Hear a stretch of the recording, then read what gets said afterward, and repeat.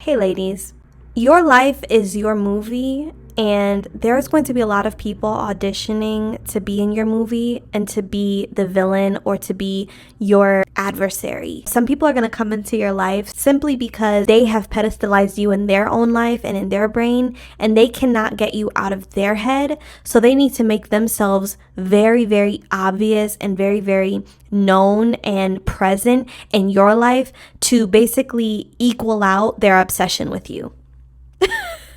It's very sick. It's very sick. A lot of people are very troubled mentally, and instead of going to therapy, instead of going and getting evaluated for personality disorders and mental illness, they are terrorizing beautiful, bright, light, chosen women. And I've had enough of it. Why is it that I am minding my business, I'm the main character in my movie, and here you come trying to debut in my story? Are you okay? Let's take a step back and uncover why you are even here to begin with. For starters, usually people who are trying to break into your movie, into your life, and try to take over as the main character in your life or be the villain in your story, they have already put you on a pedestal in their mind, and they can't get you out of their mind. Something about you upsets their demons so much that they stay up late at night analyzing every conversation they've had with you. They're stalking your social media. They're zooming in on your pictures and studying your facial features. Ladies, I have dealt with a lot of these crazy women, okay? They are stalking every single move you make online. When they hang out with you, it's always about trying to get intel on your life. They're always trying to absorb and sponge up details and intel on what you have going on and who you're dating and what your man does for you and all of this other stuff. And little by little, they become extremely obsessed. But you don't know because maybe you just think this person is a classmate or a coworker or, a friend or just a loving, cousin, sister, aunt, family member. Whole time, these people are growing obsessions internally. And then one day a shift happens. One day a switch goes off and you get around this person and they're acting unusual. They're acting like they're the best thing since sliced bread. You guys could just agree to go out one day, and when you get around her, she's acting pompous out of nowhere. She never used to act like that. Now she's acting pompous. She's being rude. She's giving you backhanded compliments. She's making little snide remarks. She's throwing little jabs, throwing shade. Never used to do this stuff, by the way. Just out of the blue, out of nowhere, here this person comes with all this energy and venom for you. And then you're sitting back wondering, well, what the hell happened? I thought we were cool. I thought, everything was copacetic. What happened, sis? What happened is you have taken up so much real estate in her brain that she cannot sit with herself and be her own main character in her own life because she has let her obsession for you grow and manifest and fester into a giant mural in her brain.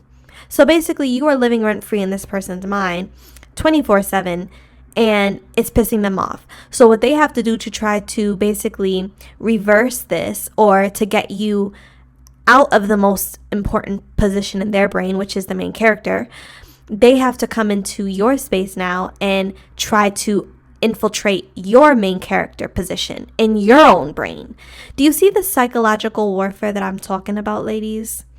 I've seen this with my own mother, which is why I don't like women who do this stuff. I think a lot of them need to go and get help because it is sickening how they make their mental issues your mental issues. Okay, but I digress. Anyways, like I was saying, when they come into your life now, because they have become so obsessed, they have to now make you obsessed with them. That's what they're trying to do. When they come into your life and everything is cool, but then all of a sudden a switch goes off and now she's being nasty to you and she's trying to be your frenemy and she's trying to, be this like arch enemy in your life. And it's like, whoa, what happened? She is tired of you being the main character in her brain. She feels like the side character or the extra in her own life when she gets around you, because you have great style, because you have a great sense of humor, because you are a bright light, because people like you, people enjoy you, because you're intelligent, because you're smart, because you know how to fall down and get back up, because you're gorgeous, because you have a great body. It could be any of these reasons, ladies, or all of these, if you're just that girl. And unfortunately, because they have not developed self-love, self-confidence, self-esteem, because they have not done the work on themselves, anyone who shows up how you show up is going to reveal a wound in them. It's going to reveal something that they feel they're falling short in. And then that's why she comes around you and she's trying to infiltrate the main character in your head now. She's trying to, act like she's better than you, and she's popping it when she gets around you, and she's trying to act like she's something she's not, so that you can start to second guess yourself. And I went through this with a friend who was extremely insecure, extremely envious, venomous, and wicked. She did all of these things. She sat there and stayed in a friendship with me, even though she knew she didn't like me, even though she knew she was threatened by me and insecure. And instead of her removing herself from the friendship or, leveling up to be in an equally yoked friendship with me, she sat there and studied me. She took notes. Then all of a sudden, a switch went off. She started acting like she was better than me. She was doing things and saying things to try to degrade me or make me feel bad about my body image, about my face, about everything. And if I was weak and if I was naive, it would have worked. And I would have had her destiny and she would have taken mine. Okay? This is what a lot of these people are trying to do. They're trying to swap lives and swap identities with you. If I wasn't smart, that would have happened to me. But it didn't, by the grace of God.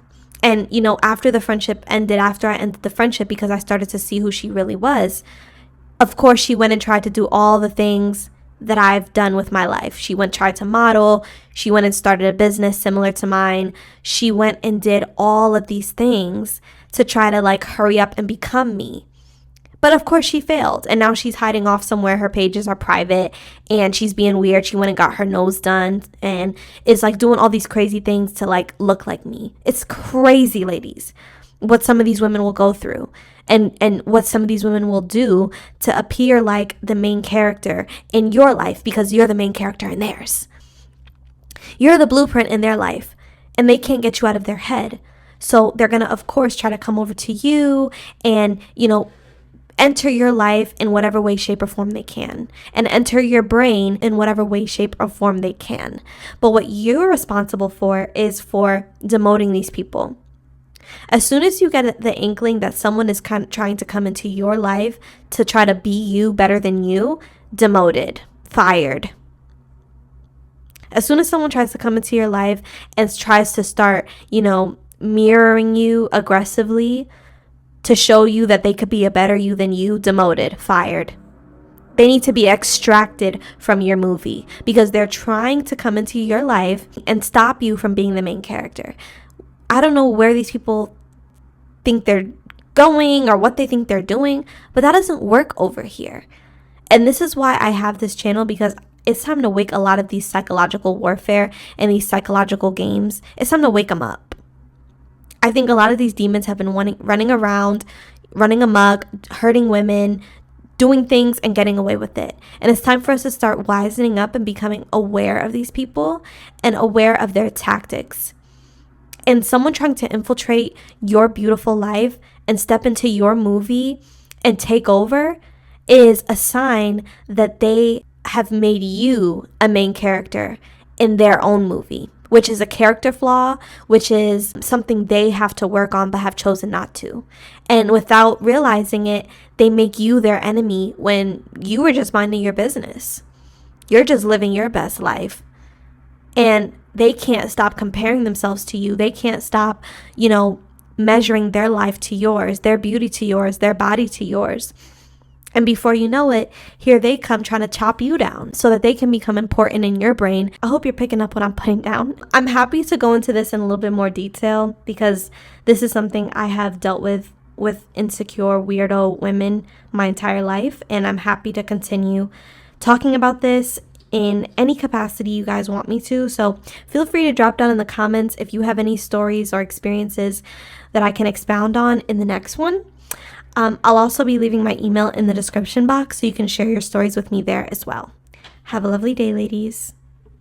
It's always somebody bothering you because they want to be a star in your movie. Like, it's that simple. They just want to be a star in your film. That's why they're always messing with you, bothering you in a bad way, in a good way, in an indifferent way. They just want to be a star in your film. They see that you are the main character. They want to star in your film also.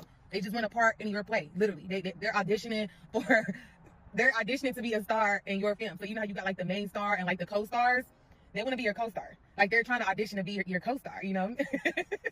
And it's so funny because it's mostly people that don't like you. It's mostly the people that dislike you who want to co-star in your film. And it's so weird because normally the co-stars to the main star is normally like their friends, you know, their support group, their circle. But they want to co-star in your life as your enemy. Like it's so weird. It's like they want to attach themselves to you as your enemy. But they want to be right next to you though. They don't like you, but they want to be right next to you. They don't like you, but they want to be compared to you though, because they know that you really that guy, that you really that girl. They don't really dislike you. You know what I'm saying? They're just hating on you, right? And that's exactly why they want to be your co-star. They want to know if they could be an extra in your film. So when you ignore them, it's like you literally just like rejected like their auditioning tape. Like, nope, you can't be in this movie. That's exactly what it like what your rejection feels like to them, because it's like they're begging for a part in your play. So when you deny them, when you resist the devil and he flees, he feel like he didn't get the part in the play.